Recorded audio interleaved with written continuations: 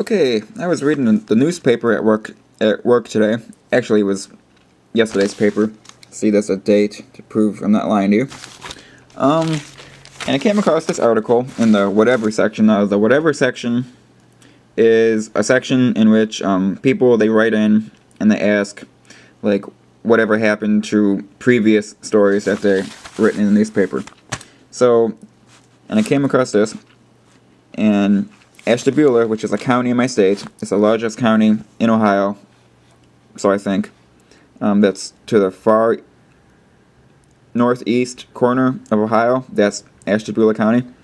And the story goes, this article, that 16 deputies were laid off, and the sheriff has one car that immediately responds to the call. So one car, one sheriff's car for the whole county.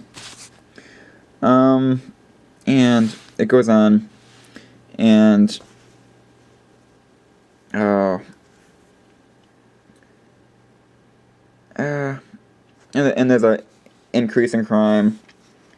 There's an increase in crime, including thefts, break-ins, and stuff. And the local TV over there, they interviewed a judge, right there, and they're asking him, okay, what should people do to protect themselves in the light of the budget cuts? And it continues. Excuse me.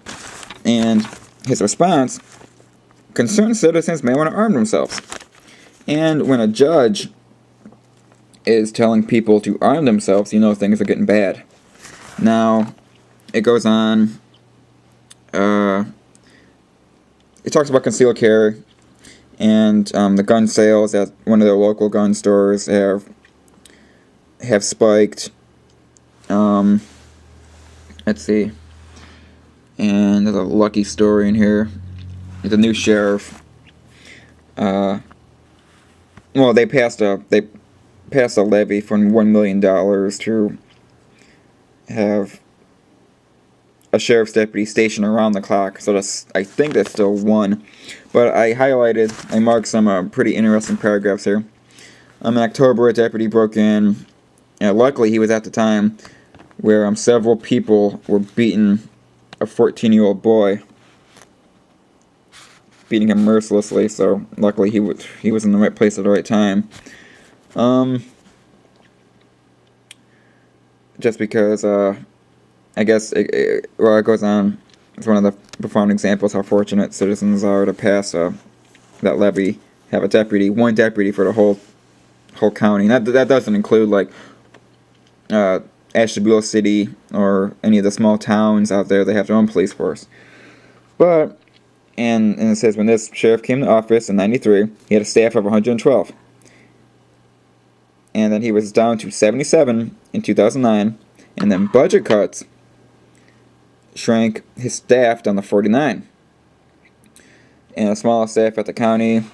And means that over 700 people who have been sentenced were in the community waiting to serve their time. So you got your convicted felons or whoever living in the community. And there was just one, and it goes on and says there's one cruiser for there's one cruiser for 27 townships, villages have their own police forces. And now the sheriff is working with a workforce of 61.